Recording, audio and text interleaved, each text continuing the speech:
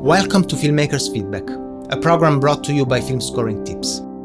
I am Giovanni Rotondo and I will be your host for this series. The episodes are available as podcasts on all the major platforms and in video form. Make sure you visit filmscoringtips.com to find more info about that. The mission of this show is to better understand the relationship between filmmakers and composers and to find ways to increase one's chances creating long-lasting professional bonds. In this episode, filmmaker David O'Reilly and I discussed how social media helps composers break networking barriers and build a continuative relationship with producers and directors in a subtle and organic way. Thanks for tuning in.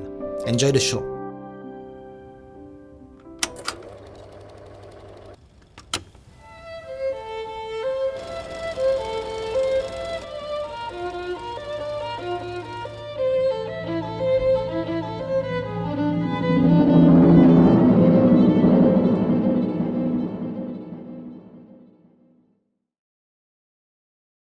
David, thank you so much for coming to the show. Thank you very much. It's a pleasure to have you. There is one question I ask to all my guests. Filmmaker can mean director, producer, writer. What kind of filmmaker are you? I think I'm all of those. Mm-hmm. I think you have to be at a certain level until you're given that director job or writer job. So I suppose when I'm making short films, I'm the writer, the producer, the director, the caterer. Not the composer yet, the editor in some places. But I suppose as you progress, you drop some of those jobs and begin to focus on writing and directing, I suppose. But I suppose because of my day job, I have a natural inclination for producing as well. So all of the above. It has to be, I suppose. Cool. Speaking of your day job, you're a location manager by day. Yeah. And I looked at your credit list and I was completely blown away by the titles I've read. You worked on franchises like Harry Potter and X-Men and Star Wars. Star Wars for 6 years, yeah. Yeah. I don't know if we can say what you're working on at the moment. We cannot. But this episode is going. We're recording a few months prior to. Okay. But anyways, let's not. It won't say, be out, but we've say. discussed it off camera. Yeah, It'll be very exciting with great locations. And I'm waiting to hear more rumors about it off cameras. But anyways, my question is, do you think as a filmmaker, even when you do location? Yeah, absolutely. I think 100%. I think the job of location scouting, which is what I mainly do, is you're kind of a director for the day. So you go to a place, you're given a brief, and it'll be abandoned Victorian vaults, and you'll go, okay, well, let's find some. Or you'll interpret the script. So, whilst you're operating, you're a kind of director or a production designer in ahead of them, basically. So, and often you're wrong because they have a different vision or the production designer has a different vision. But for the whilst you're out investigating and trying to find something, you're the director. So I think it helps me that I direct, and it helps me that I'm a location scout when I'm directing and producing. And they're intertwined. I think you have to look at where you place the camera in a place can completely change it. Obviously the lighting wherever you are. So it's kind of and then your story carries on when you meet the producers and directors and production designer, because then you have to try and sell it in a way that is almost like pitching your location to them, especially if they don't see it the way you see it. Right. And does music play a role at all in this? I was thinking about that before. I suppose it doesn't, other than music plays a role in everyone's life anyway. All right. So as you know, I've told you many times, I'm in love with your short film, Kubrick by Candlelight. I think it's brilliant. And is it watchable by everyone? It's not yet. Okay. No, it's because it has a distributor, so we're still doing bits and pieces with him. It's still at the Odd Film Festival. When this comes out, it'll have done a few, but there's a few in the next couple of weeks. And then at some point it will be online. Is there a website? There is a website, kubrickbycandlelight.com. There's Instagram, Twitter, Facebook, all of them. I haven't done TikTok. That's the only one I haven't done. All right. I've tried all of them. All right. But yeah, so and it's it's had a good run. It's been kind of on the road for almost 2 years now. Can you tell us a little bit about the experience with music specifically? Sure. Yeah. I mean, I suppose as a director, I'm fascinated by music. Probably not in the way that as a composer you would hope, but in a sort of more, I suppose, Scorsese way, I suppose, of that kind of popular music infusing into the fabric of it. And obviously you've seen Kubrick by Candlelight. It's set in 1973. It's set in Ireland, set in a very specific time. So I had to economically try and ground the film in Ireland, 1973. And the easiest way to do that is and obviously it's about a movie, Barry Lyndon, Kubrick's film. So there's music in that. There's music of 1973. Then there's the sort of the soundtrack. So, I mean, I'm not sure if it is true, but I've got a feeling the music runs almost from 0 to 18 minutes 25. It's almost constant music of Kubrick references and then popular music. So we found my music supervisor, Gavin, who's my cousin, found this an Irish band called Cromwell, who were around in the early 70s, did one fantastic album. And I found them, contacted the lead singer and the owner of the rights, and he very kindly gave us one song and then gave us 2 songs, which we couldn't have recreated somehow. There's something scratchily rock 70s Ireland about those tracks that have completely, without them, I'm not sure if the film would have hung together in that way. It was like Irish rock band from the early 70s. It kind of really gelled the film together in the sense it felt like a 1970s film.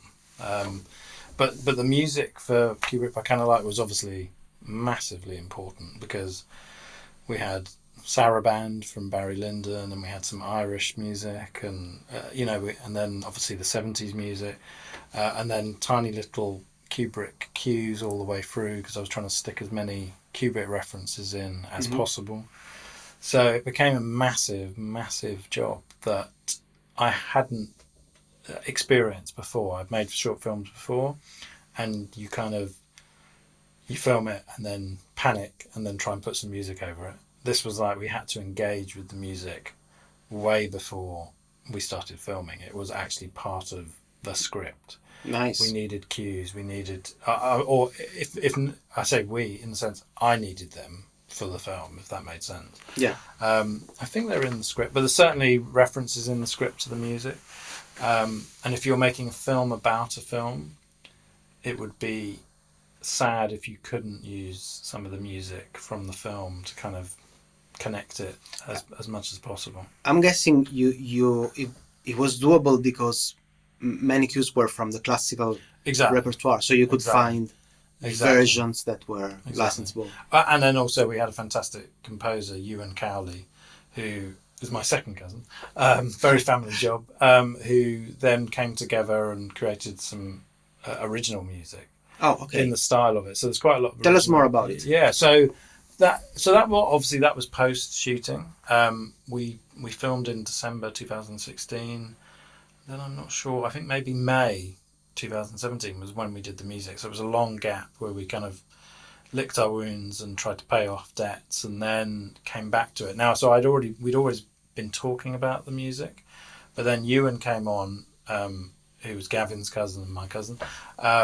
Started putting, and then we had a finished cut, so he had time to look at the finished cut.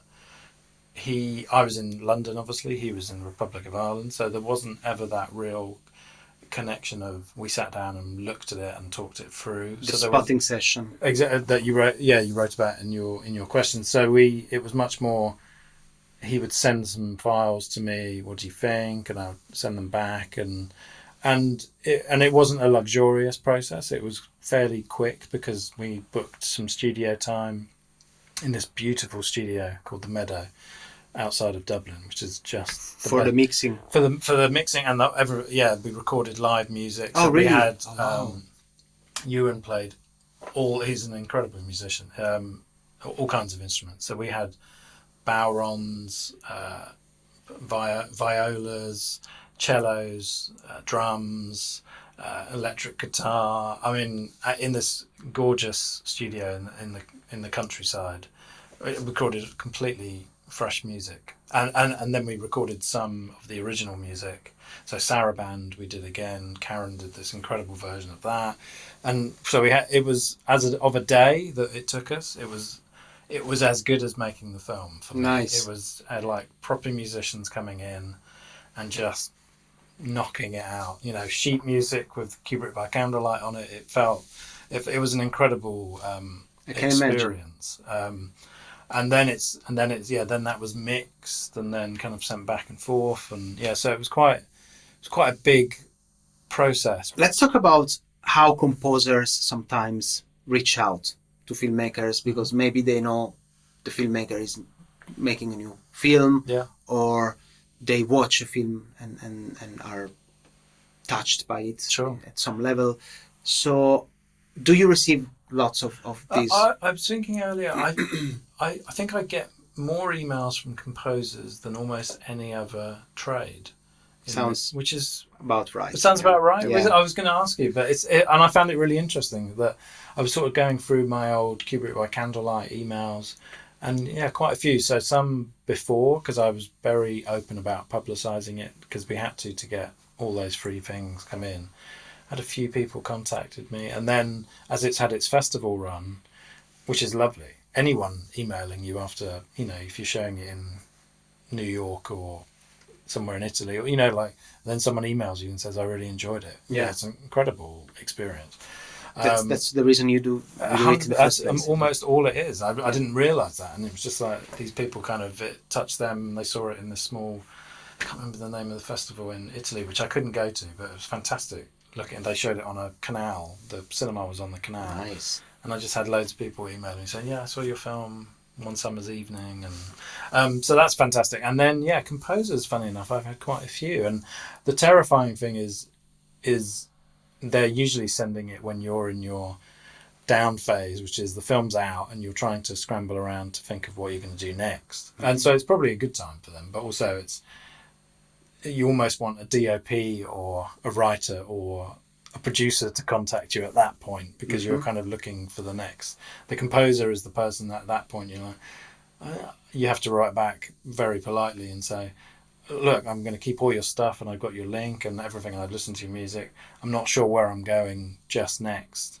Hopefully they believe that, but it's sort of true. You put it aside and you go, because we're not always working, So this is the first tip about this topic you're giving.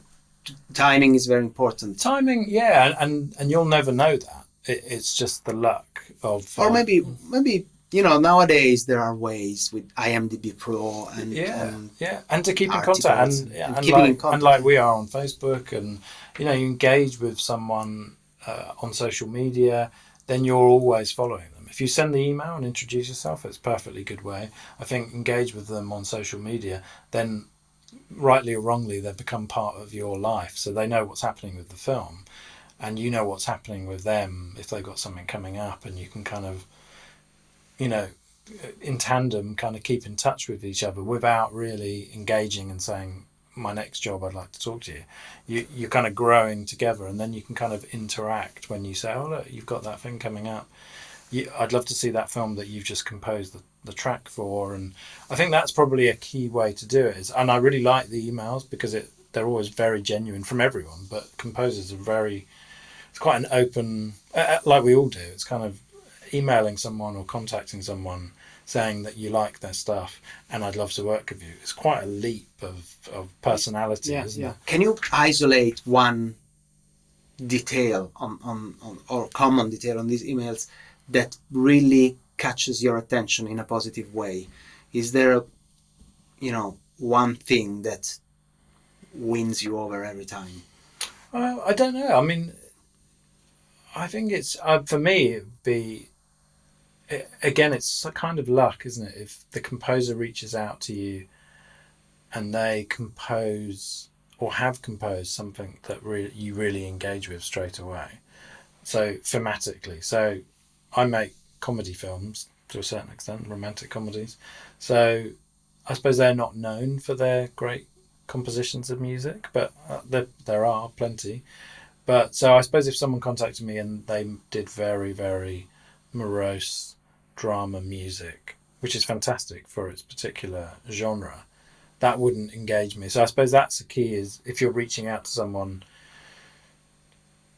they have to do a bit of research too, which is, if they're going to send it to you and you go, this doesn't sound like anything I'm ever going to do. Now, they don't know that. My next film could be a horrible hostage drama or what, you know what I mean? But realistically, that's my genre, which is comedy. So it would be good for them. So it still has to be pinpointed.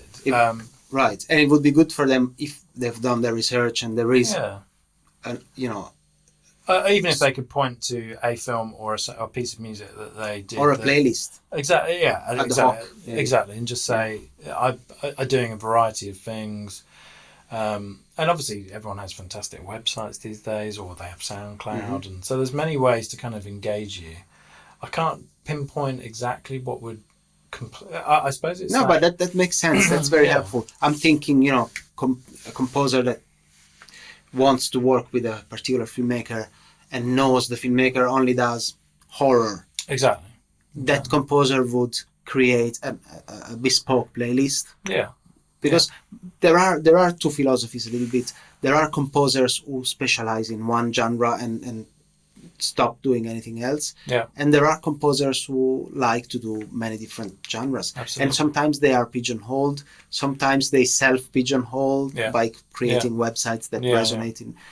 But in all these cases, they can still send people bespoke playlists or create bespoke showreels, stuff like that. So that's, I think it's very good. And I think it's just that initial snag, like any kind of selling or kind of... Makes sense. It's just like, and I don't get thousands of emails, but one every couple of weeks, or maybe when the film was out at its best, there was one a week or something like that, and then you're busy, but it's just that it's the email and then that kind of first link, whatever that first link is, kind of almost has to work and draw you in and kind of and make you go, okay, well, I'm going to listen to one more track, and then you're not giving that person the job tomorrow, but you're putting it aside in your head for next time. So the next job is following up. Exactly. And creating absolutely. See who's available, and then reaching out for the composer as well. Like be present in your life again. But I think social media is, like we said, is a really good way of just continuing that relationship without pestering, but also then both of you are kind of... So I did meet a composer at a film festival a couple of years ago, and we went drinking, and he obviously said to me, I'd love to work with you at some point, and we're like, yeah, absolutely. And then we engaged on social media, and that's still how we keep in touch. So I see what he's up to, he sees where the film's going, and hopefully what I'll be doing next. And so actually there's much more of a friendly social relationship, which is what networking which is what it's all about. I think the topic of social media is a very hot one, because it's still very, very new, especially for work and especially for creative work. How do you use social media in a way that helps you get work? So I love that you mentioned this, because I can ask you a question that I think it's very useful to hear from directors. First of all, which social media networks you use the most? Well, I suppose, we're getting older now. I suppose we're still on Facebook. And good or bad, Facebook still, for me, still is the touchstone for filmmaking, funny enough. Various groups that we're both members of and various initiatives that you've started yourself. It still feels like the best place. It's always the first place I make an announcement about my film, because it's slightly bigger generational now, so there's older people on it, and the youngsters are kind of drifting away from Facebook, probably a lot. But I'm also on Twitter and Instagram and probably something else. And LinkedIn, and LinkedIn less so. I don't really use that, but Facebook, Twitter, Instagram obviously are the key social medias, I suppose, for a certain age, and that still remains where I get most of my content contact from. So, Facebook, people contact you all the time, actors and not so much composers on Facebook, but a lot of actors and collaborators, just because it's sort of, there's an invitational openness about social media, which means that email that you send to a director feels like you have to build up to write it. So me sending my film to a producer saying, please like me, like it's it's quite a leap. Like social media breaks all of that down, and you can just go, oh, Giovanni made friends with me. Who is he? It's assumed. And then all of a sudden we're talking like on a chat forum, and you're like, okay, well, we've broken that all down. What are you doing? Can you come and do this? So that's what's fascinating about it, is breaking down all of that. What I suppose in the film industry, what has broken down that feeling that you couldn't, you know what I mean? Like the film industry in the UK certainly still has that tag of, well, working class people can't get into it, or I can't get into it because it's run by, the BBC elite, or, like all of those, I think, unfortunately, myths about the film industry can be broken down by social media straight away, because you'll see obviously in the BFI and BAFTA crew network, all these people just thrown into one group of of Facebook and all talking and kind of sharing their projects and different, it's a fascinating thing. Because every day I look at it and you go, here's a DOP putting on his show reel, and you would almost never see that. That guy would have to contact you to be looking for work, and somehow all of a sudden you've seen this guy. And for me, the credibility of the group is key. Yeah, that's true. Like I would probably not watch a DOP showreel because it has no professional use to me. Yeah. But sometimes I do when the groups are of people that, I respect the group. I know it's credible. Yeah. And I'm like, why not? I think you're probably right. I think it has to be within a kind of safe content zone of that, that the people in it are selected and they're up and coming, and there's some incredible talents in there. So you kind of it's less kind of controlled in the sense you're kind of sitting there going, I'm looking for a DOP. It just kind of wafts past you, and you kind of say, oh, look, that guy's interesting, and that you put it away in your kind of social media Rolodex until you're looking for people, and then all of a sudden it changes. Then the dynamic changes. You're like, right, we're shooting in a couple of months' time. I need DOP, and you are in. Then you're in a different mode. zone. Now, some people are constantly in that zone of they're working on a 1 minute short, and then they're putting together a feature, and they're constantly. So that becomes then really valuable because they're constantly reviewing people's work, composers and DOPs, and like it's coming. They can invite the content in because if you're not interested, you keep going, but if you're really on the hunt, then all of a sudden it comes out of everywhere. I'm less so. I'm still trying to put the next thing together, but it's but as soon as that's on, then it's all of a sudden your eye focus changes to what you're seeing and hearing. So then all of a sudden all of my composers come out of the book again, and I start looking at who I'd like to meet and have a chat with and see what they're doing, and you know what I mean. So all of a sudden, then the focus changes. And then that makes sense. But let's focus on the previous phase, the one where you are not really actively looking. Yeah. I'm interested in knowing if there is a common trait of composers' posts that catch your attention. Like what kind of posts? The ones with this is my latest track, or here is the trailer of a film I just did, or what? I think it's a bit of that. I think it's composing is a visual art. I mean, that's so I think totally it's when someone says, I think if it's a link to SoundCloud, I'd be less inclined to click on it. If it's a link to a trailer or a scene, then I'm in, because you're because that's the job, isn't it? I mean, it's not in of itself. I know soundtracks are in of itself, but it should be interacting with the visuals. Yeah. And so that certainly on the BAFTA group as an example, when that clicks up and there's like, here's a trailer of my new film, and for the film that I've done the music on, I'm absolutely much more inclined, because you're also looking at 20 or 30 other different things that are happening. Obviously they're introducing themselves as a composer, but you're then going, okay, so who was the DOP on this? So but all that melds in together. So if it's all working, it's the composer that you'll remember, because he introduced you to that world. So yeah, I think it's definitely a visual hit, and certainly social media is very good for that. You can put the video there, embed it, and it's right there for a click. I think the moment we're so used to social media and the internet being so quick, I think any time where there's more than 2 clicks to get to the final solution, you're like, I'm done. It's awful kind of mentality, but that is kind of our lives now.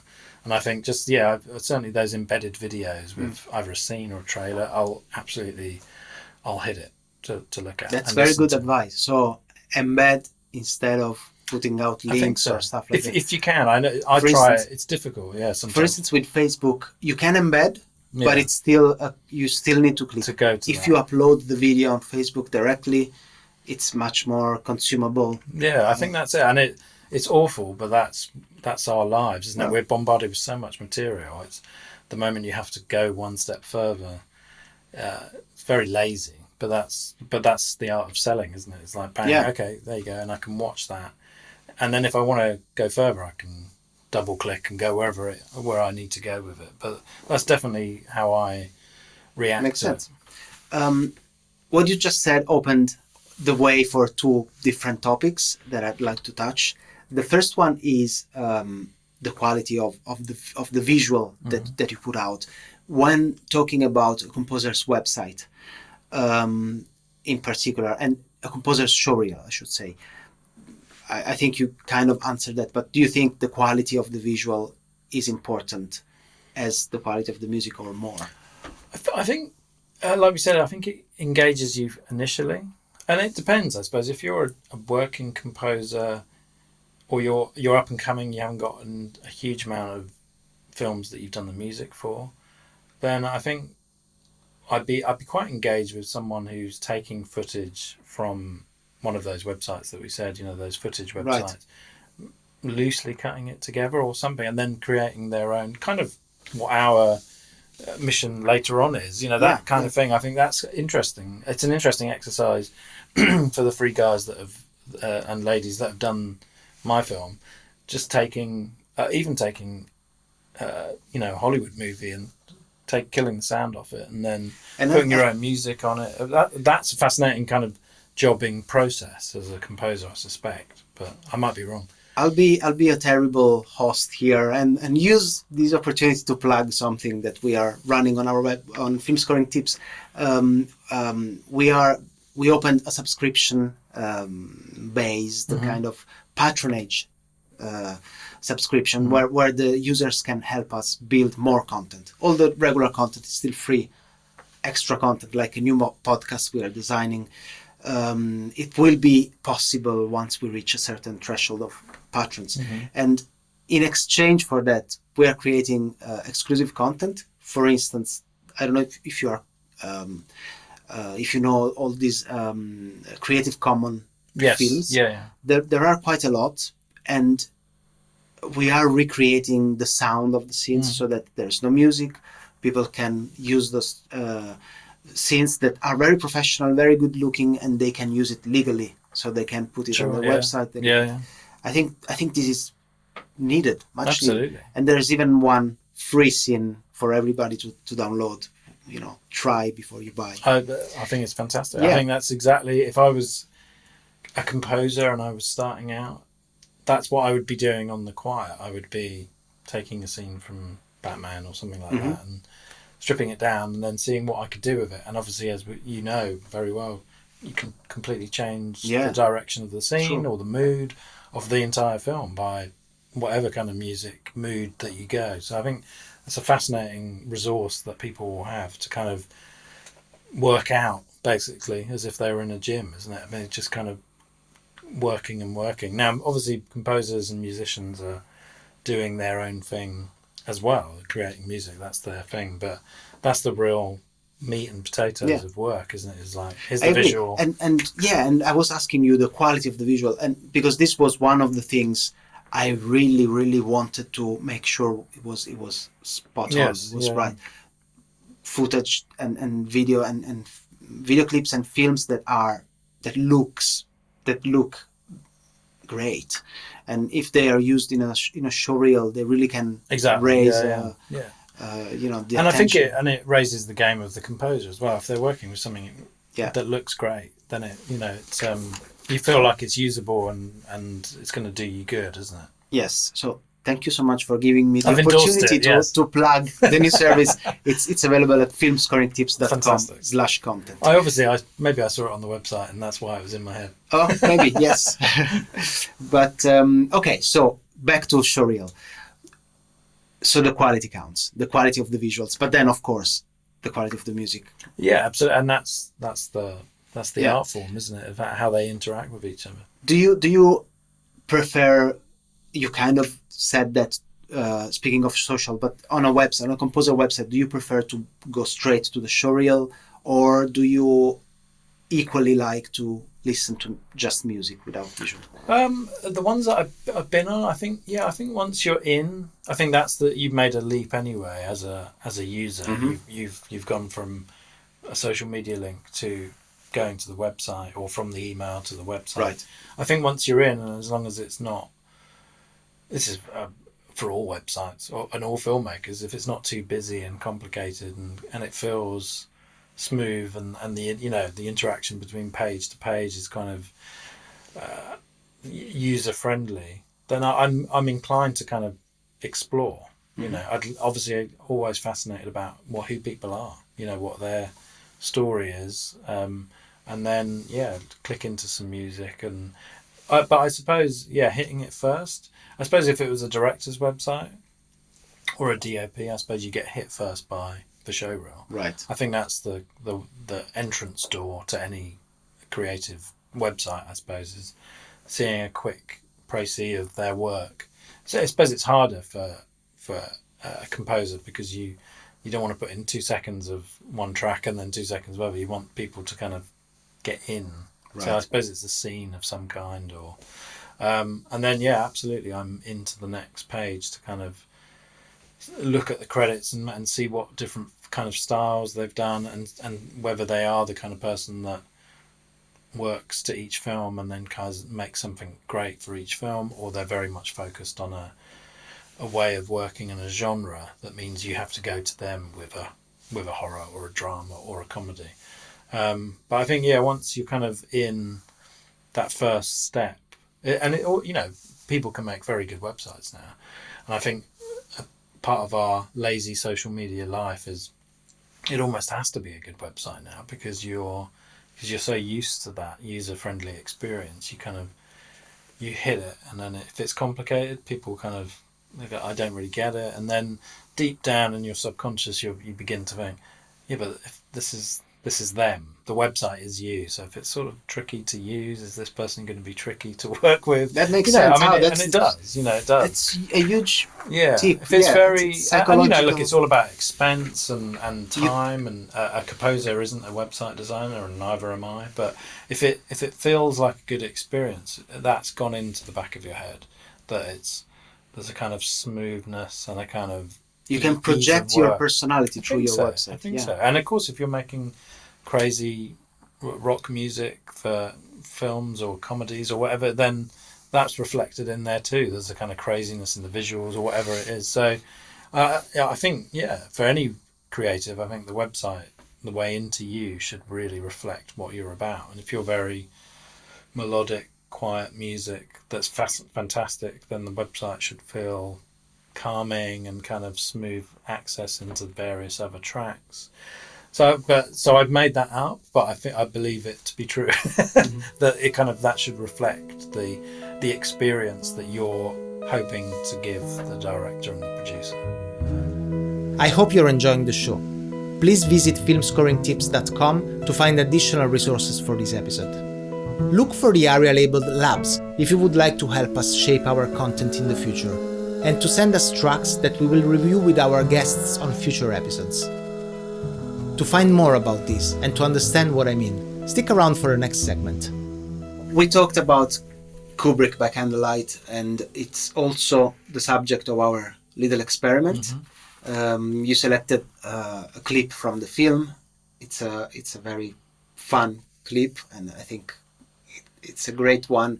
Probably the viewer didn't have too much context of how it worked within the film, but it's part of the experiment. Absolutely. It's good to see, you know, how from just a little piece of content the ideas start flowing. Absolutely. But you did give them some instructions. Yes. I have them printed here if you want to read them out. Or so I suppose outside of this, the context is this is 3/4 of the way through the film, and our two male leads are about to. It's been building up. So I suppose that hasn't.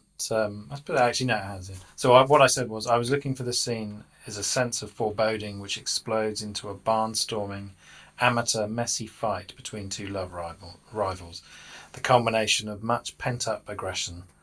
The brief to the actors on the day was Hugh Grant and Colin Firth fighting in Bridget Jones' Diary, which was a terrible fight. So that was the brief to the actors. And then the brief to the composer was music in the fight for The Quiet Man, which is a classic Technicolor Irish John Wayne film. And then I told the guests, remember this is a light-hearted romantic comedy with Kubrick references set behind the scenes of Kubrick's filming of Barry Lyndon in Ireland in 1973. So I think without the context of where it is in the film and also the other music that's led to it, it's I remember exactly almost being in a similar room to this, editing it, and we edited the fight, and the fight looked fantastic, and there was just something horribly wrong about it, and what was wrong about it was that it looked fantastic. So we went back and started again, and we kept saying Colin Firth and Hugh Grant, who fight awfully and they're going through windows, but it's real schoolyard fighting, and we kind of deconstructed it again, that it didn't look good. They're not cool. They're really scrappily fighting. They're not great fighters. It's not John Wayne. So that in the editing process, that's how we kind of found where the comedy was in the scene. We had to kind of keep reminding ourselves it's a fight, obviously, and it's the end of this pent-up aggression, but also it's rubbish. It's a rubbish fight. Makes sense. And then when it came to do the music with Ewan, it was kind of that reference of kind of, it's awful to say, but kind of traditional Irish music, like you would have a kind of bar brawl or, you know. And obviously in the original, it's very, very good music. So that was kind of, that's the brief. So it's a tough, it's a tough one. It's a tough one. Let's see how our audience did. We'll start with Julia Lesnici, who's a show regular.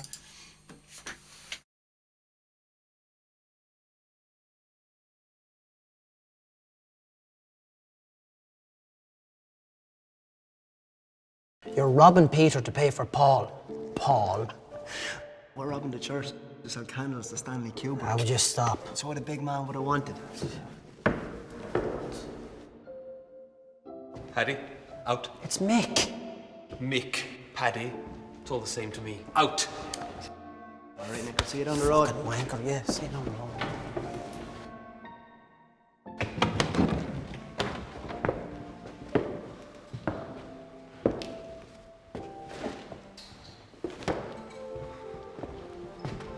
Demand satisfaction or something, Mark? Because I can't get no satisfaction. I can't get... From what I've heard, you've had plenty. Go on, Brett. You're tired. I'm tired of you, mate. It's just that... Mary... Oh, quite contrary. it, is it?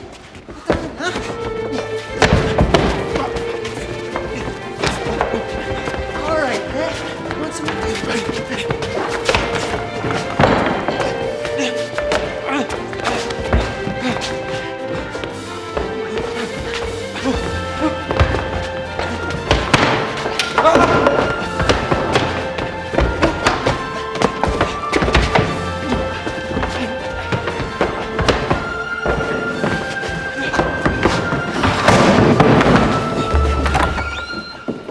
Gentlemen, you can't fight in here. This is the wardrobe room.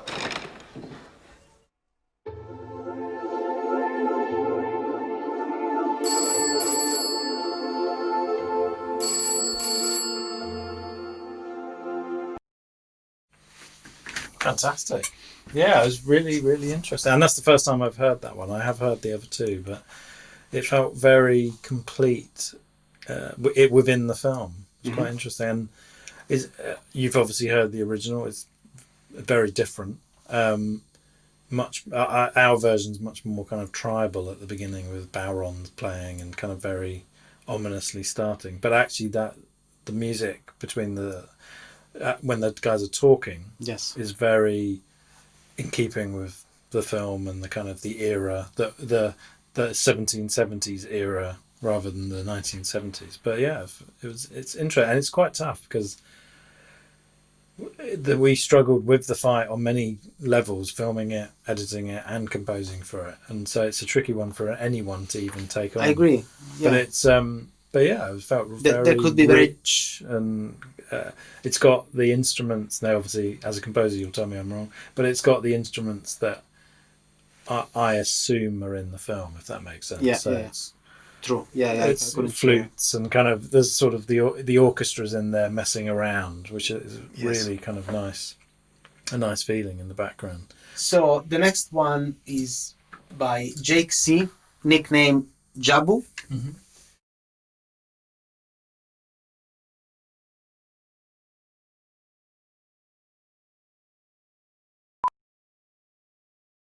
You're robbing Peter to pay for Paul. Paul? We're robbing the church to sell candles to Stanley Kubrick. I would just stop. That's what a big man would have wanted. Paddy, out. It's Mick. Mick, Paddy, it's all the same to me. Out. All right, Nick, see you down the road. Wanker, yeah, say no more.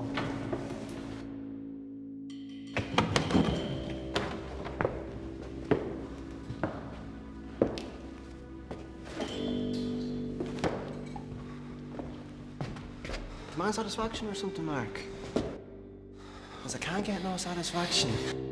I can't get... From what I've heard, you've had plenty. Go on, Brett.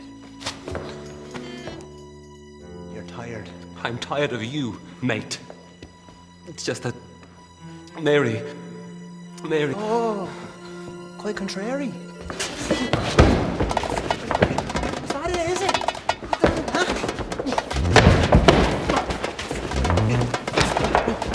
All right, eh? Want some?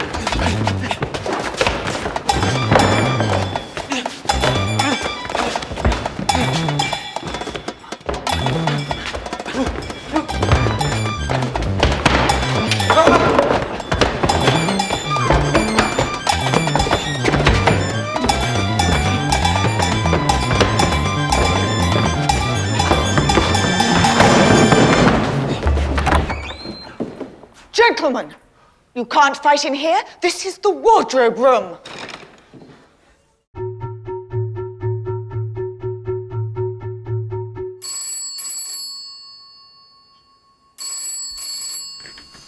Amazing, completely different, Very different, vibe yeah. altogether. I mean, certainly got the impending doom in the initial conversation very well, and it had a slightly 70s twang, I suppose, a kind of spaghetti western vibe, which I obviously didn't give as a brief, but actually fits the scene just as well as kind of crazy Irish music as well, like kind of the two cowboys, and so I like that, and then it becomes a kind of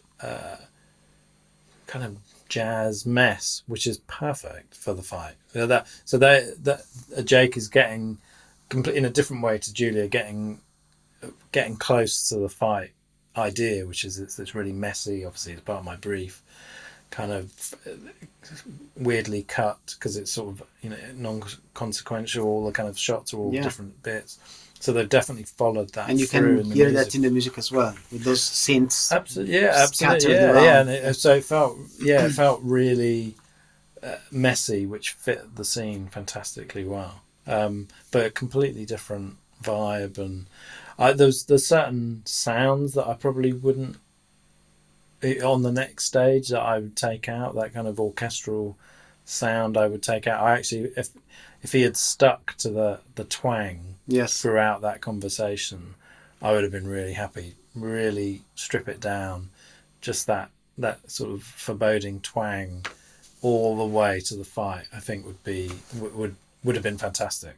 He sort of telegraphed the fight coming, which in our music we build up to it really quickly as it's building up after Mary Mary Quite Contrary. Okay, next is Chris Penn. This is, I think, the second time Chris participates in the show, and it's going to be another different take.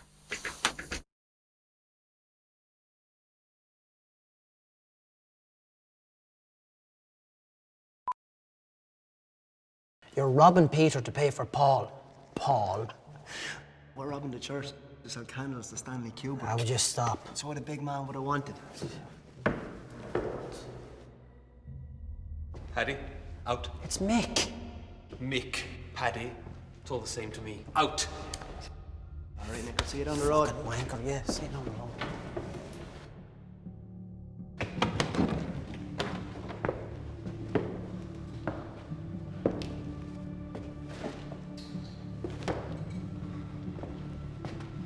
Demand satisfaction or something, Mark? Because I can't get no satisfaction. I can't get... From what I've heard, you've had plenty. Go on, Brett. You're tired. I'm tired of you, mate. It's just that... Mary... Oh, quite contrary. Is that it, is it?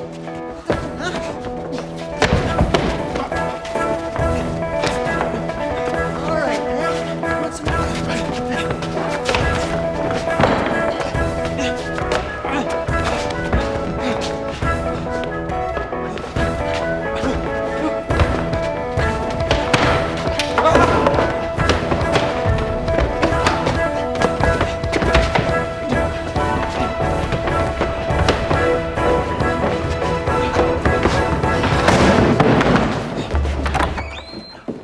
Gentlemen, you can't fight in here. This is the wardrobe room.